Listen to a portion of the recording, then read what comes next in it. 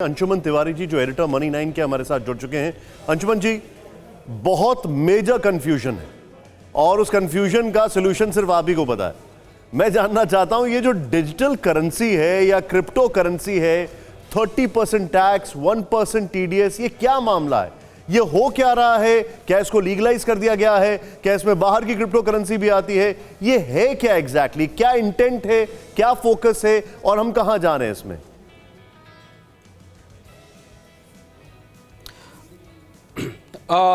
निशांत, पहली चीज तो ये कि दो घोषणाएं आई हैं जिन्हें हम समझ लें तो हमारा भ्रम दूर हो जाएगा। पहली घोषणा आई है आरबीआई की रूपी डिजिटल करेंसी की, जो तकनीकी भाषा में सेंट्रल बैंक डिजिटल करेंसी कही जाती है, जो सीडीसी कही जाती है। दुनिया के कई सारे बैंक, अमेरिकन डॉलर से लेकर यूरो तक, युआन तक, कई सारे bank central bank digital currency पर काम कर रहे हैं, उसे टेस्ट कर रहे हैं। उसका आर्किटेक्चर क्या होगा, मॉनेटरी पॉलिसी में उसकी जगह क्या होगी, इस पर आईएमएफ ने एक वर्किंग ग्रुप बनाया है जिसमें दुनिया के बैंक शामिल हैं और उस पर वो काम कर रहे हैं। ये उस प्राइवेट क्रिप्टो करेंसी से बिल्कुल अलग है जिस पर हम आगे चर्चा करेंगे, जिस पर आज बजट में टैक्सेशन की बात की गई है। तो एक तो प्राइवेट क्रिप्टो करेंसीज का हिस्सा है जिसमें बिटकॉइन और इथेरियम जैसी करेंसीज आती हैं जो अलग ट्रेड होती हैं। रिजर्व बैंक पहले ही कह चुका है कि रुपए का डिजिटल अवतार है, रुपए का डिजिटल संस्करण वो लेके आएगा। क्रिप्टो करेंसी के कानून पर भारत में जो भी चर्चाएं, जो ड्राफ्ट उपलब्ध है, उसमें भी कहा गया है कि भारत का केंद्रीय बैंक अपनी डिजिटल करेंसी लेकर आएगा। वो करेंसी कैसे काम करेगी इस बारे में भी नियम स्पष्ट नहीं है, क्योंकि उसके नियम पूरी दुनिया के बैंकों को मिलकर बनाने होंगे। डिजिटली रूप करेंसी को मॉनेटरी पॉलिसी में कैसे जगह दी जाएगी, आपके खाते में जो रखा हुआ पैसा, उसका डिजिटल ट्रांजेक्शन तो आप कर रहे हैं, पर उसका डिजिटल वर्जन क्या होगा, इसको लेकर कानून स्पष्ट नहीं है, आरबीआई ने भी नहीं बताया है। बजट में आज क्या हुआ? बजट में एक अनोखा काम हुआ। बजट में अनोखा काम यह हुआ कि सरकार, जो अभी तक क्रिप्टो करेंसी का बिल तक नहीं लाई है, सरकार ने क्रिप्टो करेंसी को कानूनी तौर पर मान्यता भी नहीं दी है। जो बिल का ड्राफ्ट है वो बिटकॉइन को जैसी करेंसीज को इनकार करता है। उसका नाम लिए बगैर वित्त मंत्री ने अपने बजट भाषण में क्रिप्टो करेंसी का नाम नहीं लिया, पर उन्होंने डिजिटल वर्चुअल एसेट्स का नाम लिया। डिजिटल वर्चुअल एसेट्स के ट्रांसफर पर 30% टैक्स और 1% टीडीएस लगेगा। आप बेनिफिट ऑफ डाउट दे सकते हैं, कल सरकार ये कहेगी कि हमने तो क्रिप्टो करेंसी की बात नहीं की थी, हमने तो एनएफटी की बात कही थी।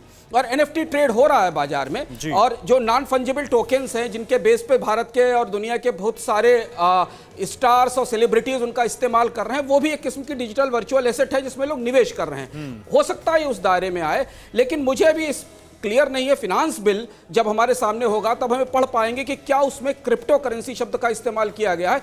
आरबीआई की बहुत गहरी, अंशुमन सर, आपने पहले ही एक सवाल का जवाब दे दिया, जहां पर मैं ये पूछने वाला था कि क्या वर्चुअल एसेट्स में आप क्रिप्टो को शामिल करते हैं। आपने कहा कि अभी इस पर क्लैरिटी नहीं है।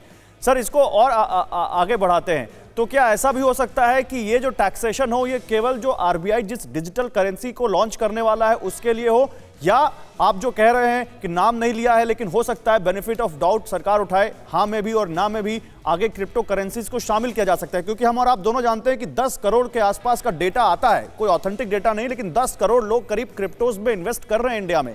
तो उनसे कैसे निपटा जाएगा? उनका ख्याल कैसे रखा जाएगा? गौरव, आरबीआई कोई नई करेंसी लाने नहीं जा रहा है। आरबीआई रुपए का डिजिटल वर्जन लाने जा रहा है। हमें समझना पड़ेगा, सॉवरेन करेंसी पूरी दुनिया में एक देश की एक ही होती है। वो डॉलर है तो डॉलर है, वो चाहे वो डिजिटल ट्रांजैक्शन में हो या वो फिजिकल ट्रांजैक्शन में हो। तो रुपया आरबीआई कोई नई करेंसी नहीं ला रहा है, रुपए का डिजिटल वर्जन लेकर आएगा। डिजिटल वर्जन फिजिकल वर्जन के साथ कैसे काम करेगा, इस पर बहुत सारी डिबेट है दुनिया में कि आप कैसे करेंगे। अगर आप उसका डिजिटल वर्जन दे देंगे, करेंसी क्यों कागज में सबसे पॉपुलर है दुनिया में, उसकी वजह कि वो सबके लिए एक्सेसिबल है। अगर आप डिजिटल करेंसी बनाएंगे तो देश के 60-70% लोगों का तो एक्सेस ही नहीं है डिजिटल नेटवर्क के लिए, तो इससे ट्रांजेक्शन कैसे करेंगे? तो डिजिटल ट्रांजेक्शन, डिजिटल करेंसी और फिजिकल करेंसी, ये तीनों अलग अलग एंटिटीज हैं। बिल्कुल डिजिटल ट्रांजैक्शन दुनिया में हर करेंसी के होते हैं, पर जब आप डिजिटल करेंसी बनाते हैं तो मॉनेटरी पॉलिसी के कई सारे नियम लागू होते हैं, जिसमें मनी सप्लाई होती है, उसको लागू करना, तो उसे इसमें बिल्कुल शामिल न करें, हम कंफ्यूज ना करें।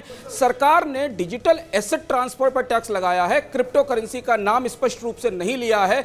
मुझे नहीं लगता कि वित्तीय विधेयक में भी सरकार ये लिखेगी कि वो क्रिप्टो करेंसी पर टैक्स लगा रही है, क्योंकि इसके जरिए एक तरीके से बगैर कानून लाए प्राइवेट करेंसीज को मान्यताएं मिल जाएंगी। हमें ध्यान रखना होगा कि क्रिप्टो करेंसी अभी भी निजी करेंसी है, प्राइवेट करेंसी, और कोई भी संप्रभु देश, कोई भी सॉवरेन कंट्री दुनिया में किसी दूसरी प्राइवेट करेंसी को मान्यता नहीं दे सकती। क्योंकि एक चीज और सुन लें कि करेंसी जारी करना बैंक्स की जिम्मेदारी है, जो वो सरकार के बिहाफ पर जारी करती है, इसीलिए वो सॉवरेन करेंसी होती है। अंजुमन जी, एक सॉवरेन करेंसी के पैरेलल प्राइवेट करेंसी को मान्यता देने से पहले काफी चीजें बदलेंगी। एक थोड़ा सा क्लैरिटी मैं आपसे जानना चाहता हूं, क्लैरिटी, क्योंकि आपने कहा है कि अभी बहुत है नहीं, लेकिन आपका assumption based on the statistics और बेस्ड ऑन द रिसर्च दुनिया में आरबीआई की डिजिटल करेंसी का रूप क्या हो सकता है, और ये कैसे एक्सेसिबल होगी, कैसे यूज की जा सकती है, कौन कौन इसको यूज कर सकता है, आप इसको कैसे, अभी बहुत प्रीमेच्योर होगा, लेकिन आप इसको कैसे असेस कर रहे हैं, और दूसरा, क्या 2022 में आप इसको आते हुए देख रहे हैं या थोड़ा प्रोक्रेस्टिनेट होगा ये सब? निशांत, पिछले साल आईएमएफ ने सेंट्रल बैंक डिजिटल करेंसी, यहां फिर हम कंफ्यूज ना करें, क्रिप्टो करेंसीज प्राइवेट करेंसीज हैं और उनका एसेट लेवल क्लियर नहीं है।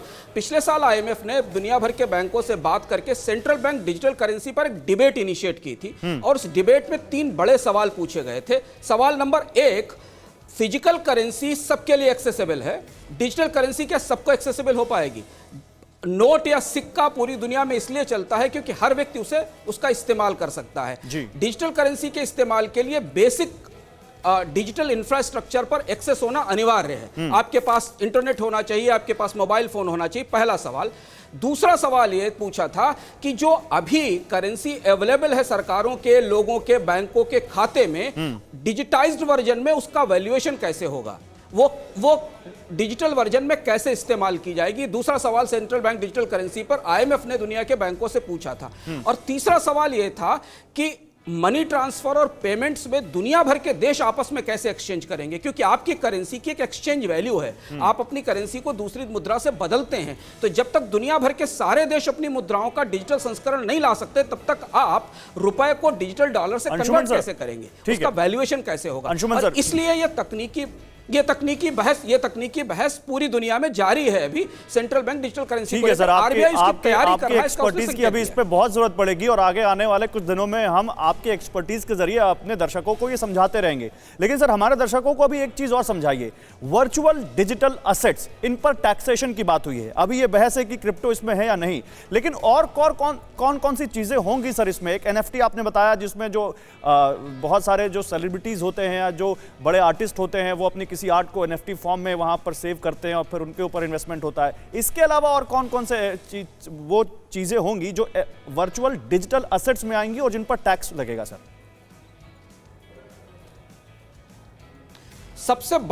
सबसे बड़ा सेगमेंट गौरव एनएफटी का ही है, क्योंकि एनएफटी में इन्वेस्टमेंट शुरू हो गया है। एनएफटी को एक एसेट के तौर पर ट्रीट किया जाने लगा है, और उसमें बड़े ट्रांजैक्शंस हो रहे हैं। भारत में भी कई लोगों ने किए, दुनिया में भी कई सारे लोगों ने किए, और वो ट्रांजैक्शन इनकम टैक्स के दायरे में कहीं क्लासिफाइड नहीं है कि उन ट्रांजैक्शन पर टैक्सेशन कैसे किया जाएगा, क्योंकि वो तो सेल है। आपने अपनी क्वालिटी या अपनी आर्ट को 100 करोड़ रुपए में, 200 करोड़ रुपए में, 300 करोड़ रुपए में इन्वेस्ट किया और उसे सेल किया, तो एक तरीके का ट्रांजैक्शन। इसके अलावा वित्त मंत्रालय को और रिजर्व बैंक को, अकेले वित्त मंत्रालय के बस का काम नहीं है, रिजर्व बैंक और वित्त मंत्रालय को देश को और दुनिया को यह बताना पड़ेगा कि डिजिटल वर्चुअल एसेट्स वो किनको मानता है, कौन से ऐसे ट्रांजैक्शंस हैं जिन्हें डिजिटल वर्चुअल एसेट्स की कैटेगरी में डाला जाता है। वित्त मंत्री ने केवल एक वाक्य बोला है, जब तक सरकार और फाइनेंस बिल हमें स्पष्ट रूप से नहीं बताता, हम सिर्फ इस पर कयास ही लगा सकते हैं, क्योंकि डिजिटल वर्चुअल एसेट्स की परिभाषा क्या है यह भी नहीं पता है हमें। इनकम टैक्स में फाइनेंस बिल मेरे हाथ में नहीं है, क्योंकि बजट अभी पेश हुआ है, हम इंतजार कर रहे हैं कि फाइनेंस बिल हमारे पास आए। क्या उसमें डिजिटल वर्चुअल एसेट्स को क्लैरिफाई किया गया है और उसकी परिभाषा दी गई? उसकी परिभाषा से हमें पता चलेगा। मैं आपके पास आधे घंटे में शायद फिर आऊंगा, जब फाइनेंस बिल मेरे हाथ में होगा, तो मैं बता पाऊंगा कि डिजिटल वर्चुअल एसेट्स को डिफाइन क्या किया है इनकम टैक्स डिपार्टमेंट, क्योंकि बहुत सारी चीजें आयकर कानून में शब्दों के आधार पर, डिटेल्स के आधार पर समझ में आती। लेकिन यह जरूर है कि सरकार ने डिजिटल वर्चुअल एसेट्स को टैक्सेबल मान लिया है। बहस यहां से ये शुरू होगी कि क्रिप्टो करेंसी इसमें है कि नहीं है। ठीक है, शुक्रिया सर, आपके पास आएंगे, आपसे आगे ही बात करेंगे।